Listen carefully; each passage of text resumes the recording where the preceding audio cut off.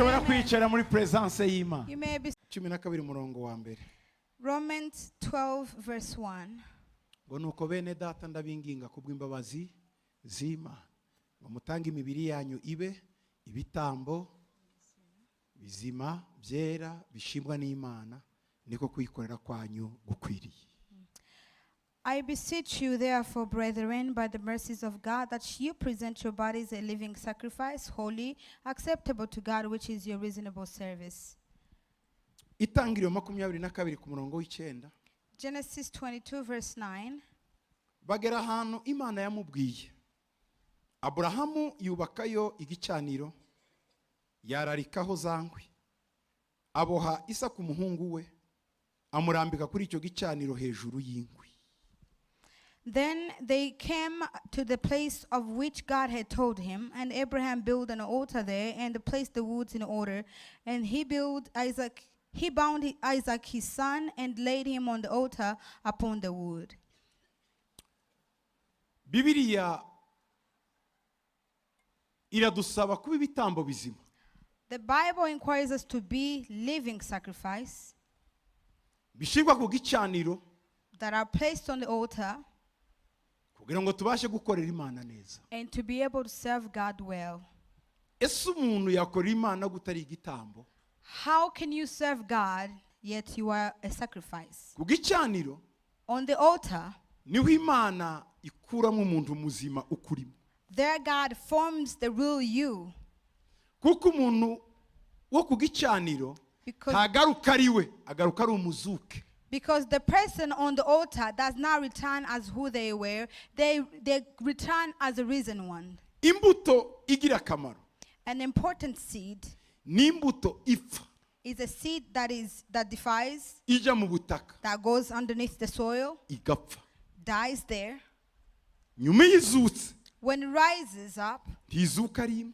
it doesn't come at one single grain, Izuka n'izindi nyinshi kandi nziza. but it multiplies in the beautiful seeds. Niko natwe ubuzima bwo ku gicaniro bumeze. So likewise, our lives on the altar, Tujayo turi ibitambo we go as a sacrifice, ariko tukavayo turi abana b'amasezerano. but we return as the promises, sons and daughters. Iyo dusubiye mu mateka ya Aburahamu, When we go back to the history of Abraham, Aburahamu yahamagawe n'Imana ari umusore. Abraham was called by God at his early age as a young man. Ava muri Uri w'Abakaludayo He left Ur of Kardin agera ku mupaka wa Turukiya to the border of Turkey na Armenia aho bita Harani. and Armenia, where today is where it used to be called Haran. Harani barahatinda. He dwelt in Haran. Isetera yitaba Imana. His father Terah died. Hanyuma Aburahamu agejeje imyaka 75. At the age of 75 of Abraham, Imana iramuhamagara ngo injira mu gihugu cy'amasezerano. God called him, come to the land of promises. Aburahamu yinjira mu gihugu cy'amasezerano. So Abraham entered the land of promises. Aramanuka aja muri Egiputa. He went down to Egypt. Avayo azana ubutunzi bwinshi. He came back with a great wealth. Aburahamu arakira cyane. Abraham became a great wealth. Atura hitwa hagati ya Ayi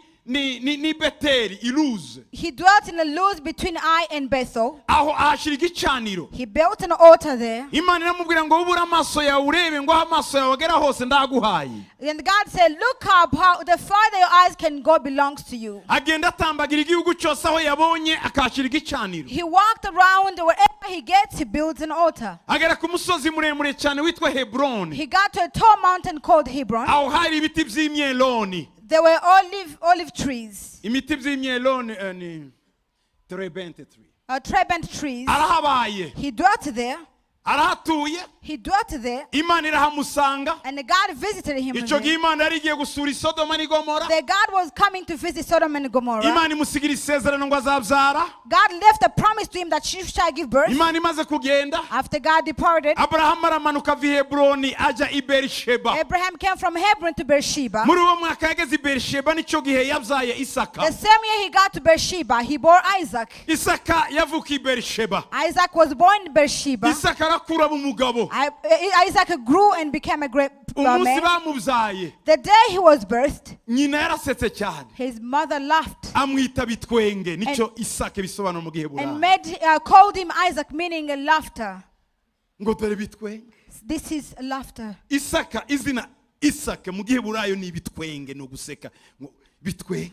Isaac in Hebrew means laughter. Mu munsi bamwonsaga bamucutsa kwiberi. The day that he went from being nursed, Nico gihe Ishmael yirukanywe mu rugo. same time Ishmael was cast out of house. Ishmael aragenda. Ishmael left. Isaac akurira Isaac grew there kugeza umunsi umwe.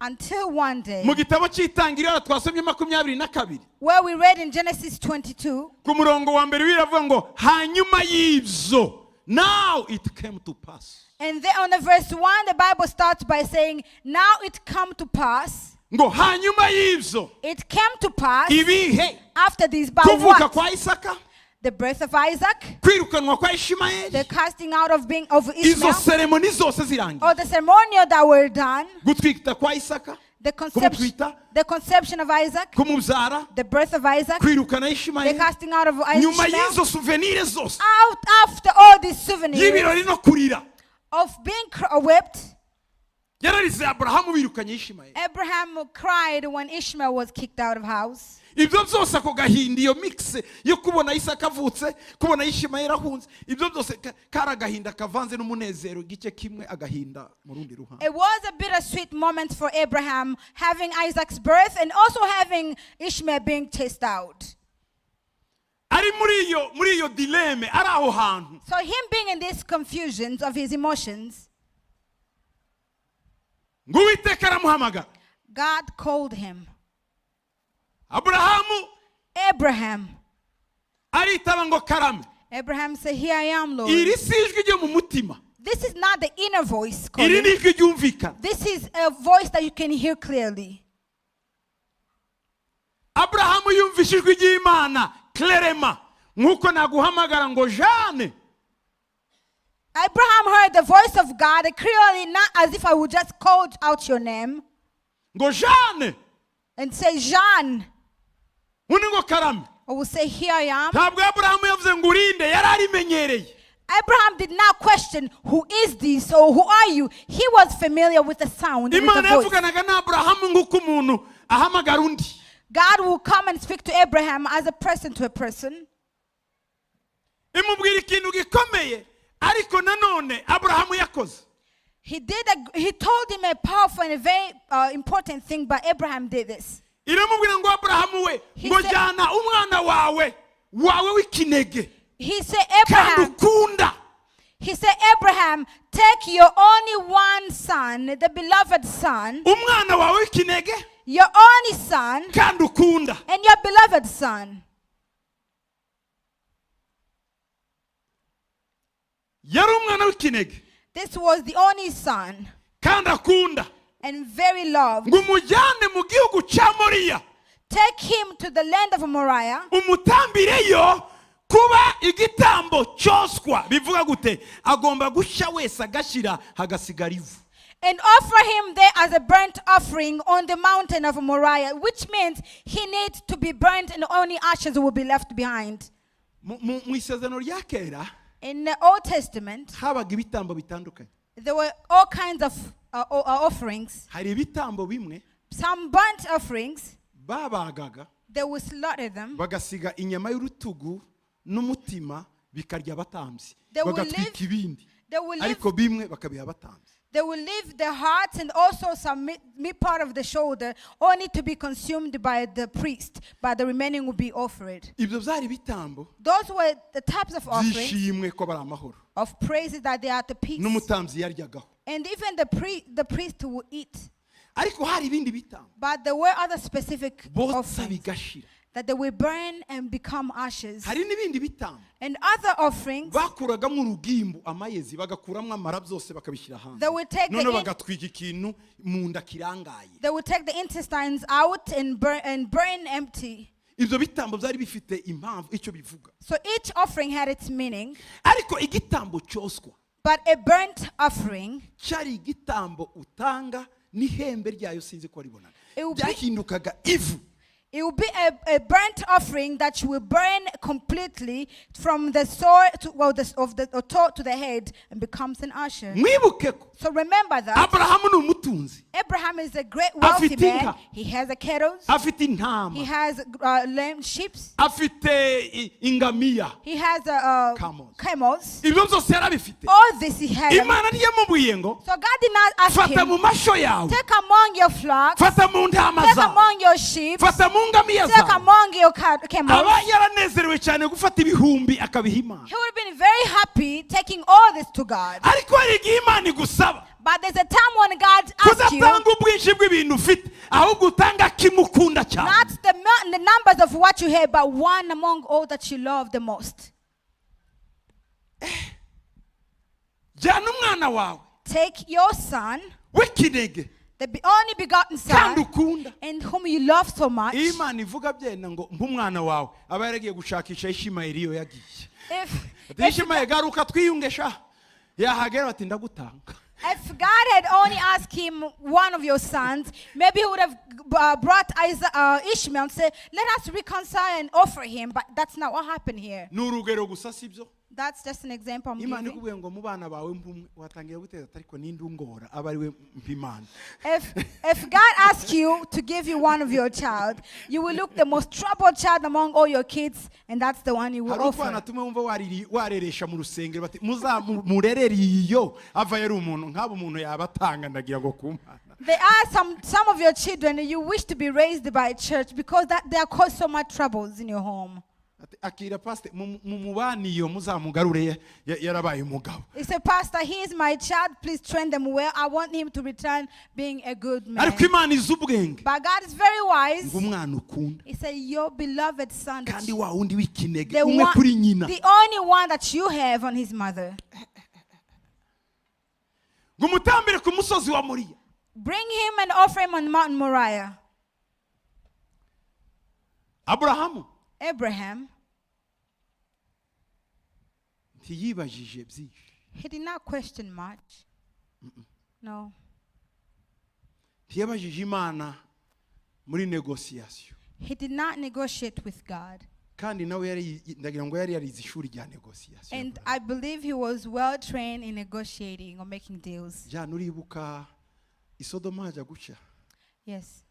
I remember Sodom being Sodom and Gomorrah being burned. sodoma bagiye kuhatwika, When Sodom and Gomorrah were about to be burned, Aburahamu yaraye muri negosiyasiyo n'Imana. Abraham spent the whole night negotiating with God. bati Mana ihangane gato Say, God, wait a moment. entre nous, Just between us. niba hari abantu 50 bakiranuka urahatwika. If you find about 50 people, would you still burn it? Imana batoya God said, no, I won't. simbatwika, I won't burn them. atariko But malheureusement ntabahari. there are not 50 people there. atoke noneho nturakare. He said, please bear with me. Okay, niba hari 45, What if we have 40, we find 45? Imana bati simpatwika. God says, still I won't burn it. atariko abamarayika nohereje yo gukora inspection basanze batahari. But the angels that I sent for census, they could not find the number. batoke noneho mbabarira He said, now bear with me again. 30. How about 30? Okay, simpatwika. He said, I still won't burn it. se kugeza ntabahari. He said, you won't find them. mvuga irya nyuma ntubabare. Say, my last request. 10. How about 10? Imana bati 10 God said, 10? simpatwika, Still won't burn it. ariko ntabahari. But you won't find them. atoke basi ko ntabagenda, So there's no more. ariko hari akana kacu kabayo kitwa Karotimo. But he said, we have, haca mu karevi. now you may go, but we have our son there named Lot. When you go, please see uzi ko him. mu bakiranutsi bari Sodoma Loti Bibiri itamuvuga. You know, among the righteous people who were in Sodom, Bible does not mention Lot at ko all. Bibiri iravuga ngo nimbona umwe gusa Because the Bible, uhagarara mu cyuho sindimbura igihugu. it says, Bivuga if ko I, Loti nawe yari okipe. it says, if I find one who can stand in the gap, I will spare. But Lot seems like he was also busy.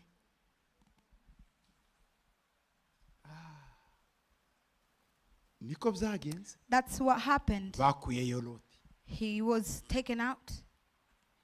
kubera Abraham. Because of Abraham's request. Imbaraga yakoresheje.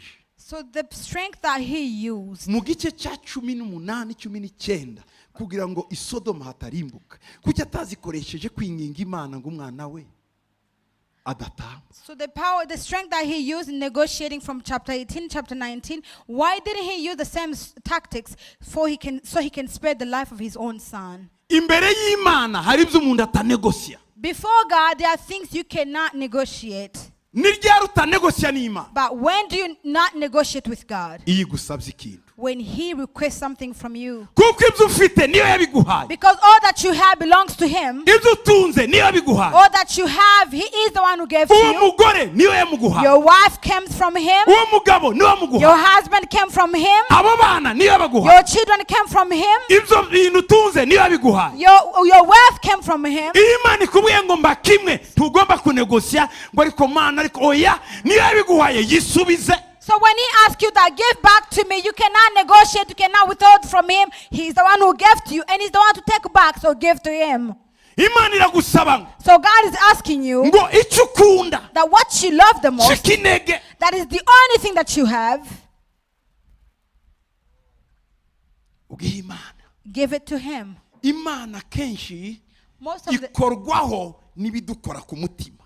God is very moved and touched about what we give from the bottom of our hearts. Yari afite abakozi benshi. He had so many servants. Yari afite umwe ubakuriye bose witwa Eliyazari. He had a chief of all the servants called Eleazar. Aba yaranegosiye n'Imana. He could have negotiated with Bati Imana God ndaguha Eliyazari n'abandi batanu bamukurikira. and said, I will give you Eleazar and all the other servants to Kuko come byari with you. byoroshe. Because it was easy. Ba Eliyazari n'abandi. Eleazar and other servants. Ikindi Aburahamu yari umusirikare. And also Abraham was a soldier.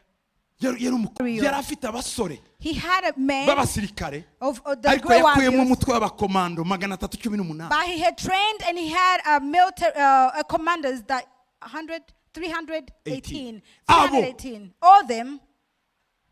Iyo yabatumaga muri operation yarayizera. When he would send them on operations, he would have his faith and trusted them. Kandi icyo abasirikare barusha abandi bantu. And what is important, what is the soldiers knows better than others? Nukubaha itegeko. They know how to honor the law. They obey the Umusirikare law. you command. A soldier Yemera command. accept the command given to him. Iyo umubwiye ngo icara When you command him to sit, kandi utanafite amaguru aravuga ngo urakoze databuja akagerageza kose kwi. you may be handicapped, but when you command him, he will honor and obey the command that you Aburahamu nk'umujenerali. So Abraham as a commander, yagomba kubwira muri ya mitwe y'abasirikare be ngo 10 ejo muzaje gutambwa hariya. Byari byoroshye. he would have told among his militaries, say, tomorrow I need 10 men to be sacrificed. That would have been easy for him to do. Izo option yarazifite zose. He had all options laid before him. Imana ni gusaba gutamba umubiri wawe. Wivuga ngo ndaguha akaboko gusa akaguru gasigare. Mana nguhaye amaguru n'amoko ariko ijisho ryanjye nirisigare. Mana nguhaye ijisho ryanjye ariko kugutwi ndakwigumanira. No. Imana umubiri wawe wose utambe kigitambo kizima cyera gishimwa imbere y'Imana. So when God asks you to offer your body, you are not just to give a hand or a leg and to be sacrificed. Did not know what was happening. Abraham amaze kuvugana n'Imana. After Abraham spoke with Mu God, gitondo arabyuka. in the morning he got up. Muzana ingamiya hari. He said, bring my camels. Mu bakozi banje wowe nawe muramperekeza. Servant so and so come with me. Okay, hari aho tugiye gutamba. We need to go somewhere. Okay, kuko aho tugiye sinizera ko hari inkwi nimujye gutasha inkwi I don't think we z'Berisheba have tugende wood. tuzikoreye. Bring wood from Beersheba. Okay, wowe zana wa mushyo ucyaye cyane. Bring the sword, the sharp sword. Nawe zana ifumba ry'umuriro, zana umuriro. And you bring fire. Hanyuma mubitereke ku ndogobe. Put it on the camel. Turagiye. We have to go. Kandi n'urugendo rw'iminsi 3. And it's a 3-day journey. Isaac bati papa. Isaac said, Father. Yari umwana wishimye cyane. He was a very happy turajyana man. nawe. He said, I need to go with you. Yari afite hafi hagati y'imyaka 27 n'imyaka 30. He was between 27 and 30 years old. Ico gihe At that time, barahagurutse na se baragiye. they got up with his father and left. N'abakozi bose. With all the servants with him. Baragenda. They went. Yaramenyereye gutambana na se. He was used on giving sacrifice with protokole yo gutamba He knew the protocol of giving an uko bashyiraga offering, igicaniro how they will build an altar. bakagerekaho inkwi They will lay wood on top. bagashyiraho igitambo They put the bakatsa umuriro they will light up the fire bakakibagagura and cyose slaughter all the ibyo Isaka yari offering. abizi Isaac knew yari all of this. yarabyigishwe na se He mu had bwana been bwe trained by his father mu at buryo young amubwiye ngo age. tugende When he told him let Hehe. go, he said, where? hahandi There, as we tujya always. gutambira Imana So let's go offer to okay God. papa turagiye So father, let's go. arirukanse mu ihema So asezeye nyina he went to the tent and said bye to the aramusomya mother. ati mama He ndagiye said, mother, kiss, I'm tugiye leaving. gusenga na papa So turagaruka my father and I are going to umwana pray. ntiyari azi habari ko ari urugendo rwa mwende musirudi The son did not know that this is a journey that you go but you don't come back. nyina ati isa garuka hano garuka hano The mother said, Isaac, wait. banza ugotomere kariya kerera Drink the milk. Drink the milk. before ujyana you umwana go. atariye Don't take the child before she murabizi abadamu eats. mwana wanjye ntuzatinde He said, do not Abraham. stay there too long, my son. ni iminsi ingahe How many days? ni urugendo rw'iminsi itatu So it's a 3-day journey. We'll come back, atoya Sarah. mwasengeye So why hafi didn't you go closer? isa Isaac, sheri ejo tuzabonana darling, tomorrow we'll natindi see you. yuziyizire If he stays there, Uko come back, mama leave your bavuga, father ntazi back. habari. So she did not know Na anything Isaka ntazi happened. amakuru. Isaac neither. amakuru azi ya Aburahamu The only one imbere knows was haratutumba Isaac. Inside is boiling. akavuga ati imana yampamagaye Say, sinayihemukira God who has called me, I cannot betray him. imana yampaye ubuzima God who gave me this life. imana yampaye Isaka God who gave me Isaac. ubu butunzi Who gave me all this wealth. ntiyansaba ngo nyime He cannot ask and I withheld from him. ndagiye I must go. uzi kugira ikibazo udafite ukibwira Do you know in life experiencing a moment or a problem but you have no one else to consult? mu buzima bw'umuntu In the life, haba ibanga utabwira undi you have a secret that no one else knows. kandi riravuna And if it struggles you, it breaks you in. iyo minsi itatu All these 3 days, yari umusaraba it was a cross, a burden that he was carrying. kwari urugendo ruvunye It was one of the hardest journeys that he kuki ever took. imana yamubwiye urugendo rw'iminsi itatu gutamba Why did God instruct him to go on a 3-day journey to make just a sacrifice? ni ukugira ngo aho araye imana irebe ko yisubiraho And so that where he spends the night, God would test him if he's going to give up. mu gifaransa bazavuga ngo la nuit porte conseil tugira umuntu twakoraga inama umuvandimwe twarangiza agataha umugore akenda kumwica ati biriya wemeye nibi ewa la nuit porte conseil naraye ntekereza ijoro tukamubwira ntiwatekereje ni madame ngo ariko ngo erega nawe n'uwanje. There is a saying that said the night carries an advisor. So there is one man that will have a meeting with all the agreements. But when he goes home, he will give me a call back and say, I have been thinking about this and I've changed my mind. But I will always knew that it's his wife. So the night has an advisor. Imana yategereje ko Aburahamu ijoro rimuha inama yo kubivamo. Ijoro rya mbere araritsinda, imuraza ahandi ubwa kabiri aratsinda, ku bwa gatatu hallelujah, hallelujah. Amen. God tested Abraham by spending first night, second night, to wait if the night is going to give him other advices. But the first time, Abraham overcame. The second night, Abraham overcame. And the third day, that's when. Ariko kandi iyo minsi itatu yasobanuraga iki? But what's the meaning of the 3 days? Umwana wawe ukunda w'ikinege, your beloved son, the only begotten son. Imana yarimo yidentifia na Aburahamu nawe Isaka akidentifia na Yesu, ngo kuko Imana yakunze abari mu isi cyane ngo byatumye itanga umwana wayikunda w'ikinege. Hallelujah. Imana yarimo ishaka umugabo ku isi umeze nkayo. So God was trying to identify himself through Abraham and identify Jesus through Isaac. For the Bible says that, so God so loved the world that he gave his only begotten son to the world. Isaac is a shadow of Jesus. Abraham is a shadow of God. Isaac is the only son Abraham that loves. Jesus is the only begotten son that God loves. As Abraham loved the the people of Moriah, ajyanayo Isaka. he took Isaac there. Ni nguko Imana yakunze abo mu isi cyane. Likewise, God loved so much so Yohereza the Yesu world. ku isi. And he sent Jesus on the world. Hallelujah! Hallelujah. Hey!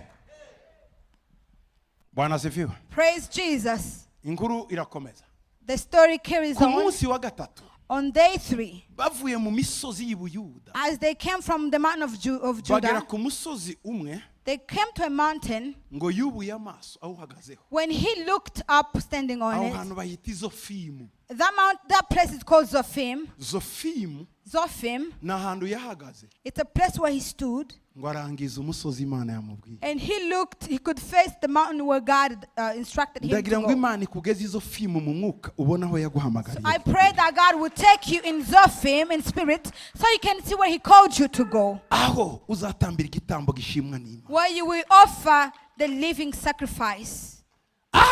Ahabonye As he saw the Mount Moriah, abwira abakozi. he told the servants, Okay, musigaraho. say, remain here. Nje n'umwana turigira hirya gato tuje gusenga. My son and I, we need to go and pray. Niki cyabaye?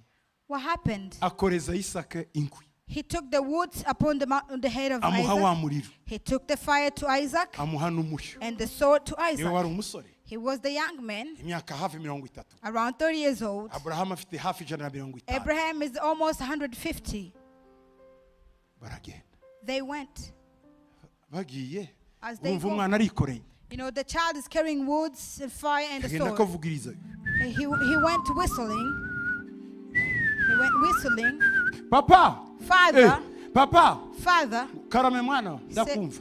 here I am, my son. I hear Ariko you. papa, warashaje. Say, Father, you are getting old. Hari ikibuze. Something is missing, Father. Ubundi ibyo nzi. Normally, what I know, Unkoreza inkwi, I carry woods. ukampa umushyo, You give me the sword, ukampa umuriro. and you give me fire. None sindamiriye. But where is the ram? Kandi turi mu gihugu cya kure nta ntama dufite ariko And this papa. is far. We don't have the sacrifice. Uziko na muze. He said, Father, Washaje papa. you are aging. I can see. Washaje. You are getting old. None So, wabwiye umukozi mwakiruka kujya gushaka intama. how about we tell one of the seven to run and get the ram? Ayamwe ngo mwana wanjye reka tugende Uwiteka arironke. And he said, my son, don't worry. God who is going to provide. Abrahamu Abraham with yarazi ko ari him. wagiye kwica. He knew deep inside that he is the sacrificed. Mwarimu waburara umwana akabwira ngo mama ngo uyu munsi ndarya ifiriti. Agagupropose ibiryo urya kandi n'igikoma kirimo umunyu wakibuza. Have you ever spent the night with no food, yet the child will tell you, today I need to eat fries, and he will propose you food that you don't even have a salt to put in the porridge. Iko ni kazi habari nawe kuratukana n'umugabo ijoro ryose ngo abana bararyikunda ati ngendo yakura mama ndarya ifiriti hanyuma uni ngoya ngewe n'umureti abareba nayo intonganya ivuye mu cyumba nta kintu mufite niko abana bameze. So when you have spent the night with your husband saying about they don't have food in the house, yet your children want to propose what they want to eat, if it's omelette or French fries, you have nothing in your house. Ngwese umwana w'intama y'igitambo cyoswa ari hehe papa? Isaac said, Father, where's the ram for burnt offering? Aramubwira ngo wowe ceceka peti Imana irironkera. He said, be quiet, my son, God will provide. Okay. He said, okay. Baragenda bagezeyo. They went. When they got on the Naha. mount, he said, this is it. Atoke. He said, okay. Ni wowe musore. You are the Zana young man. amabuye vuba vuba dukora. Bring the stones to build the Ariruka mu altar. musozi yikorera amabuye. He brought all the stones to Abrahamu nawe build. akayasasa neza. And Abraham will lay them Akazana. well. He bring Papa more. hari ayandi? He said, do you need more? Ati zana. He said, bring. Atoke birarangiye. This is it. Okay. Ati mwana wa He said, my son, kakabazo wambajije burya. the question that you had, Burya nanze kuvugira harya kugira ngo amajwi atagenda agere kuri babandi. I didn't want to speak it loud so those people may hear Umugabo us. w'ubwanwa bwinshi arimo akora mu bwanwa. A man with a lot of beard. Ati burya igitambo ni wewe. He said, the sacrifice is you. Ati njyewe papa. He said, me, Father? Ati wi nta kibazo. Oh, no problem. Ati ngawe mboha papa. Here, you can bind me, Father. Umusore w'imyaka 30. A 30-year-old young N'umusaza man w'imyaka 150. and an older man of 150. Yari mu bwato ariko wasaze. He would have told him, Father, you mad? Kamufata mu ati. And probably hold him by his Iyo neck. abantu basaza bagenda bata ubwenge.